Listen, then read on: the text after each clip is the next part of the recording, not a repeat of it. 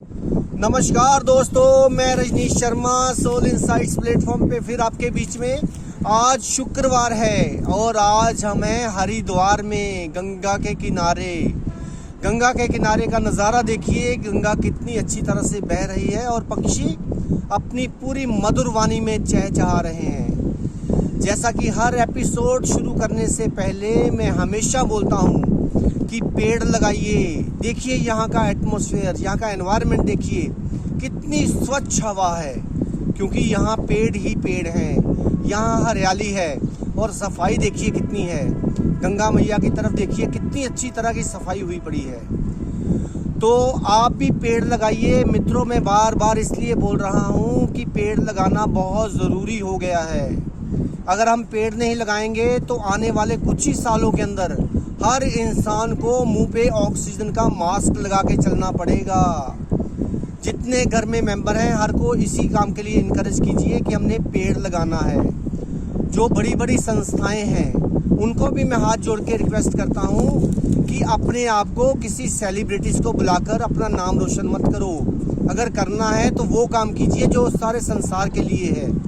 पेड़ लगाइए, पानी बचाइए, ये मेरा नारा है। पेड़ लगाइए, पानी बचाइए, ताकि आने वाली पीढ़ियां जो हैं वो अच्छी तरह रह सकें। क्योंकि जिसके अंदर भी पूरी मात्रा में ऑक्सीजन होगी उसको कभी कोई ज़िंदगी में रोग नहीं आता है। तो वो ऑक्सीजन कहाँ से मिलेगी? पेड़ों से।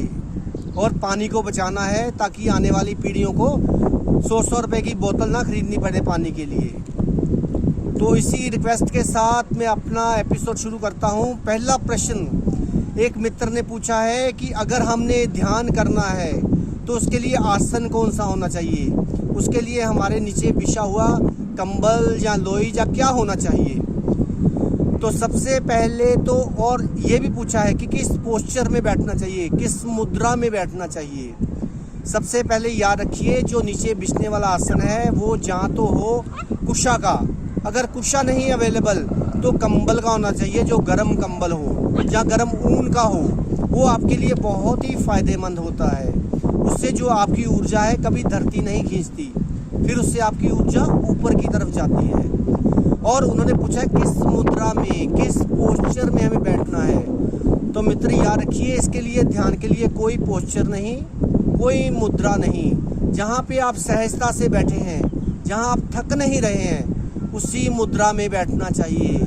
आप लेटकर भी ध्यान कर सकते हैं, ये नहीं कि लेट नहीं सकते कि बैठेंगे तो सही होगा, लेटकर भी ध्यान कर सकते हैं। तो इसलिए सहजता को अपनाना है। लास्ट एपिसोड मैंने इसी पे किया था कि हमें सहजता में रहना है। सहज भाव मिले रघुराई, सहजता से ही सब कुछ मिलेगा।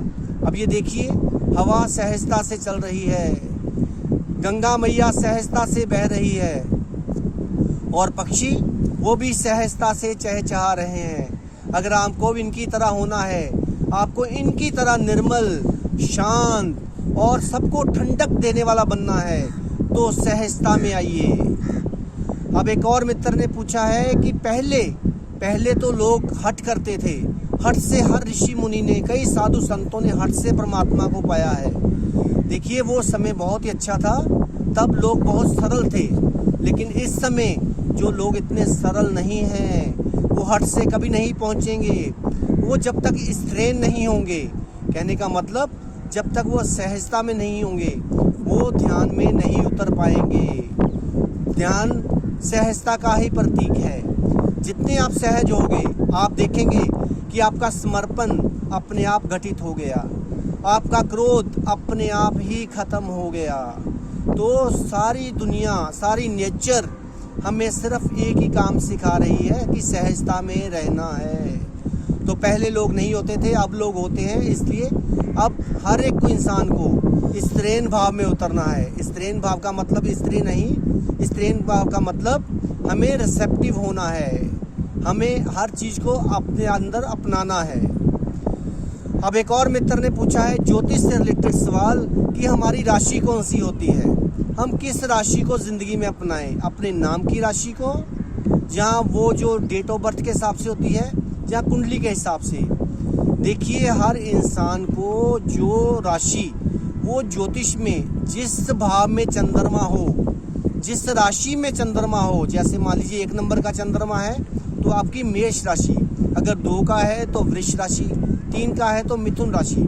इसी तरह आप देखिए, अगर 4 का है तो कर्क राशि, 5 का है तो सिंह राशि, 6 का है तो फिर कन्या राशि, 7 का है तो तुला राशि, 8 का है तो वृश्चिक राशि, 9 का है तो धनु राशि, 10 का चंद्रमा है तो मकर राशि, 11 का चंद्रमा है तो मित्रों कौन सी राशि? कुंभ राशि।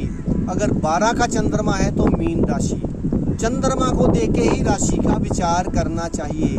जो डेट ऑफ बर्थ के अकॉर्डिंगली है वो वेस्टर्न थ्योरी है, वो हमारे ऋषि मुनियों द्वारा रचित ज्योतिष शास्त्र नहीं है। जो हमारे ऋषि मुनियों ने चुना था, जो ग्रहों को पोजीशन देख के देखा था, वो हमारा है ग्रहों की चाल को देखकर। तो चंद्रमा की पोजीशन देखकर ही आप अंदाजा लगा सकते हैं कि हमारी कौन सी राशि है। अब एक और मित्र ने पूछा है कि आप हरिद्वार में हैं तो गंगा की महत्ता के ऊपर प्रकाश डालिए। अरे गंगा की तो मैं जितनी तारीफ करूं उतनी ही कम है। गंगा ऐसी पवित्र नदी है जिसमें आपके सारे अवगुण खत्म हो सकते हैं। लेकिन वो कैसे? अगर आप उन अवगुण को समाप्त करने आए हुए हैं, अगर आपके मन में भावना है कि हाँ मैंने उस मालिक को पाना है, उस साहिब को पाना है, तो फिर आप गंगा में डुबकी लगाकर देखिए, आपके अवगुण अपने आप खत्म हो जाएंगे। लेकिन अगर आपके मन में ये है कि नहीं मैं तो स्नान करने आया हूँ, आज ये है, आज वो है, आज ये त्यौहार है, तो उससे आपकी तन की मैल धुपेगी, मन की नहीं। तो इसलिए तन की मैल तो धोई जा सकती है, लेकिन जो अंदर की मैल है उसको धोने के लिए आपको सहजता से गंगा में प्रवेश करना है। सबसे पहले गंगा मैया को प्रणाम करके उससे आज्ञा लेके उसके अंदर जाइए, फिर देखिए आपका ध्यान कितना गहराई में जाता है। और जितना ध्यान आपका गहराई में होगा मित्रों, उतनी ही आपकी ऊंचाई बढ़ेगी। आपने पेड़ को देखा है, जितनी उसकी गहरे नीचे जाती हैं उतना ही उसकी ऊंचाई लंबी हो जाती है। तो आपने सिर्फ अपनी गहराई में उतरना है। गहराई में उतरिए, गंगा को देखिए कितनी गहरी है, कितनी शांत है। आपने देखा होगा जितना पानी गहरा होता है उतना ही शांत होता है। लेकिन अगर पानी के अंदर पत्थर पड़े हों तो आवाज़ आती है। इसी तरह अगर आपके अंदर विचार पड़े हैं तो आपके अंदर भी विचार जागते जाएंगे। विचार ऐसी कड़ी है जो कि पाप पैदा करती है। एक के साथ दूसरा, दूसरे के साथ तीसरा विचार जागता है। तो हमने अपने विचारों को ख़त्म करना है मित्रों। और गंगा की पवित्रता तो आपके ऊपर उमड़ने के लिए तैयार ही खड़ी है। गंगा तो आपके पाप धोने के लिए खड़ी है।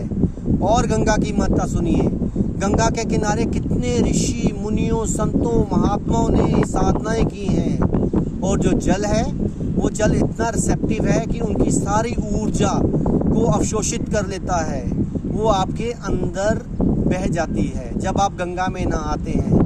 अरे गंगा तो बहुत ही पवित्र नदी है। तभी तो जो इंसान के, जिसको फूल बोलते हैं, जो हड्डियां होती हैं उनको भी बिल्कुल गला देती है, उनको भी बिल्कुल ख़त्म कर देती है। सिर्फ गंगा में ही ऐसी पावर है। अब मैंने देखा है कुछ मित्र, कुछ लोग किसी की डेथ के बाद किसी भी नदी में अपने फूलों का प्रवाह कर रहे हैं। वो बहुत गलत बात है, क्योंकि उसमें वो गंगा की तरह घुलेंगे नहीं।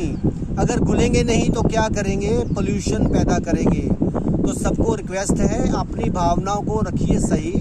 मैं ये नहीं कहता हूँ कि अपनी भावनाओं को ठेस पहुँचाइए, लेकिन गंगा का ध्यान कीजिए। जो गंगा ऐसी नदी है जो फूलों को बिल्कुल अपने अंदर समा लेती है। अब देखिए, इंसान एक बूंद से शुरू होता है और एक मुट्ठी में ख़त्म हो जाता है। इसी से रिलेटेड एक सवाल और पूछा था कि फूल क्यों बोलते हैं?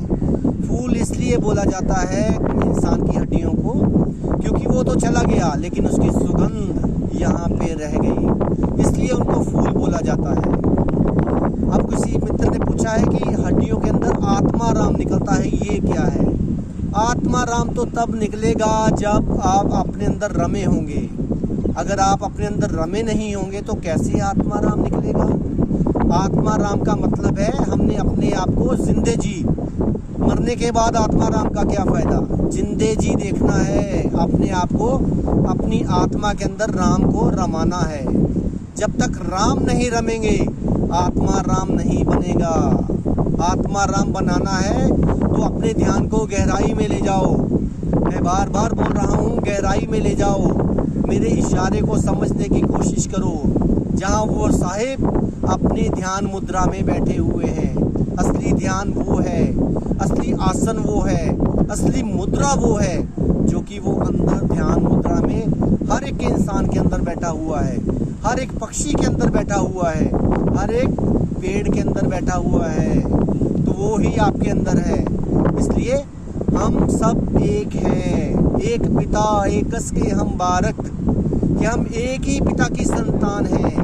तो इसलिए किसी में भेदभाव नहीं करना है। कोई हिंदू नहीं, कोई मुसलमान नहीं, कोई सिख नहीं, कोई ईसाई नहीं। जब तक हमारे मन में ये है तब तक हम ध्यान में गहराई में नहीं जा सकते। मित्रों, आज हम गंगा के किनारे बैठे हैं। देखिए कितनी स्वच्छ हवा चल रही है। ये हवा हर एक के ऊपर बराबर पड़ रही है। सूर्य निकल रहा है, सूर्य की रोशनी सब पे बराबर पड़ रही है। वो ये भेदभाव नहीं कर रही, तो हम इंसान क्यों कर रहे हैं। अपने आप को पहचानिए, अपने आप को शून्यता में लेके जाइए, अपने आप को उस जगह पे लेके जाइए जहाँ से आप आए हो। वही बेगमपुरा है, वही आपका घर है जिसको बेगमपुरा बोला गया है, जिसको संतों ने नाम दिया है बेगमपुरा।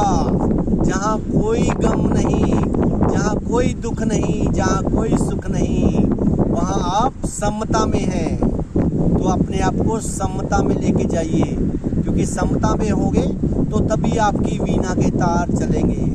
नहीं तो अगर समता ना हो तो वीणा बाहर वाली भी नहीं बजेगी और अंदर वाली भी नहीं बजेगी। तो इसलिए अपने अंदर गंगा की तरह पवित्र होने का आज संकल्प कीजिए कि हमने गंगा को और साफ करना है, उसको एक माँ की तरह पूजना है, ना कि एक नदी की तरह। इनको जिस भावना से आप उसके अंदर उतरेंगे वही भावना आपके अंदर जाग जाएगी। अगर आप माँ को कहोगे कि माँ मेरे को गहराई में ले जा, तो अपने आप आपको गहराई में ले जाएगी। तो मित्रों, अपने एनवायरनमेंट का भी ध्यान रखो और अपने आसपास के लोगों को समझाओ जो पानी को खराब कर रहे हैं, वेस्ट कर रहे हैं। और हर संस्था को चाहिए अपने नाम को मत चमकाओ, अपने ध्यान को चमकाओ और लोगों को गाइड करो कि पेड़ लगाने हैं। जो पैसा इकट्ठा करते हैं उसको पेड़ लगाने में लगाओ, क्योंकि इससे ऊपर भक्ति कोई नहीं है। भगवान ने कहा था सुख सागर में कि पेड़ मेरे रोम हैं। अगर रोम बंद हो गए तो क्या करोगे इंसान खत्म हो जाएगा, इंसान समाप्त हो जाएगा। तो उस परमात्मा की सृष्टि को संभालिए, उस अस्तित्व को संभालिए और पेड़ लगाइए और गंगा से सीखिए। गंगा में बहुत पवित्रता है, वैसे तो हर नदी में है। क्यों? क्योंकि हर नदी का नाम स्त्रीन है, चाहे वो गंगा हो, चाहे यमुना हो, चाहे सरस्वती हो। अब किसी ने पूछा है कि प्रयागराज को तीर्थराज क्यों बोला गया? क्योंकि वहाँ तीनों नदियों का संगम है, वहाँ ट्रिनिटी है, जिसको त्रिपुटी भी बोला गया है। वहाँ गंगा यमुना तो दिखती हैं, लेकिन सरस्वती अलुप्त हैं, वो लुप्त हैं। उसको आपने खुद जागृत करना है, इसलिए उनको तीर्थराज बोला गया है। तो आप भी अपनी त्रिपुटी को जगाइए, अपने त्रिपुंड को जगाइए, अपनी त्रिकुटी को जगाइए। अपने आप को स्वच्छ रखिए, अपने आप को बिल्कुल पूरी मात्रा में अंदर ऑक्सीजन लीजिए ताकि आपका ध्यान उतर सके। अब एक और लास्ट सवाल है, जाते जाते बताता हूँ। किसी मित्र ने पूछा है क्या ध्यान करने के लिए पहाड़ों पे जाना जरूरी है? बिल्कुल नहीं, पहाड़ों पे नहीं। अपनी बॉडी के तापमान को थोड़ा सा कम कीजिए, क्योंकि जितना बॉडी का तापमान कम होगा उतना ही आपका ध्यान ज़्यादा लगेगा। आजकल तो बड़ी सुख सुविधाएं हैं, पंखे हैं, एसी हैं, कूलर हैं, उसको चला लीजिए, तब भी आपकी बॉडी का टेम्परेचर कम हो जाएगा और आपका ध्यान लगेगा। झुकना है तो वहीं झुकना है जहाँ बैठे हो, दूर जाकर झुकने का क्या फ़ायदा। तो कुदरत से सीखिए, जैसे गंगा नीचे की तरफ प्रवाहित हो रही है समुंदर की तरफ, ऐसे ही आपने भी होना है, अपने आप को झुकाना है। गंगा झुकी है तभी तो समुंदर में एक हो पाई है। तो हमने भी उस परमात्मा रूपी समुंदर में घुसना है, अपनी गहराई में जाना है। तो इसी तरह मित्रों, आप मेरे से इसी तरह से रिलेटेड सवाल पूछिए, क्योंकि 2-4 दिन हम और भी हरिद्वार में हैं, एक और एपिसोड हरिद्वार में ही करेंगे।